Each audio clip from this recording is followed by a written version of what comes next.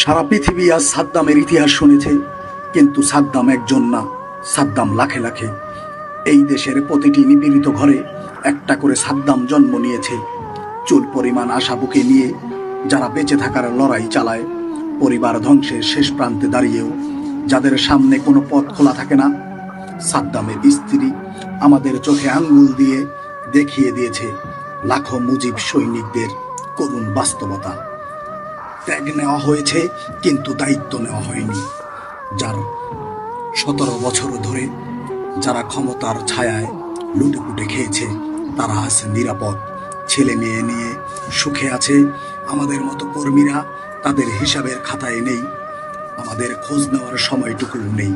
কিন্তু মনে রাখবেন, এই ইতিহাস চাপা দেওয়া যাবে না। আজ যে কান্না নীরব, কাল সেই কান্নাই সবচেয়ে জোরে কথা বলবে।